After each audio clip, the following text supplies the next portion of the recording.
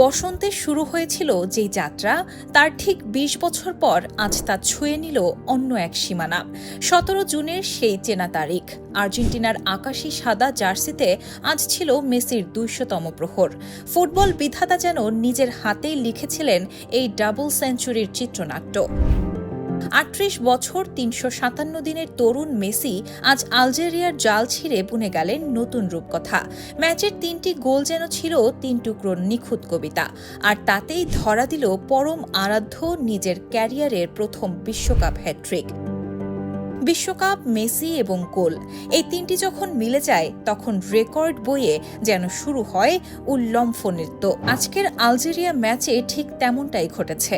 ইতিহাসের প্রথম ফুটবলার হিসেবে টানা ৬টি বিশ্বকাপে পা রেখে তিনি আজ অমরত্বের নতুন সংজ্ঞা দিয়েছেন। ক্যামেরুনের রাজার মিলাকে পেছনে ফেলে তিনি এখন বিশ্বকাপ ইতিহাসের সবচেয়ে বয়োবৃদ্ধ হ্যাট্রিক বীর। বক্সের বাইরে থেকে দূরপাল্লার শটে আজ ছুঁয়েছেন ব্রাজিলীয় কিংবদন্তি রিভেলিনোর ৫ গোলের কীর্তি, আর ক্রিস্টিয়ানো রোনালদোর পর দ্বিতীয় ফুটবলার হিসেবে গোল করলেন ৫টি ভিন্ন বিশ্বকাপে। দেশের হয়ে ২০০তম আন্তর্জাতিক ম্যাচে তার গোল সংখ্যা এখন ১২০, আর বিশ্বকাপে ১৬ গোল নিয়ে তিনি ছুঁয়ে ফেলেছেন জার্মানির মিরোস্লাভ ক্লোসার সর্বোচ্চ গোলের রেকর্ড। রেকর্ড তো সংখ্যা মাত্র, মেসি নামের মহাকাব্যের কাছে তারা যেন একটি চেনা শব্দ।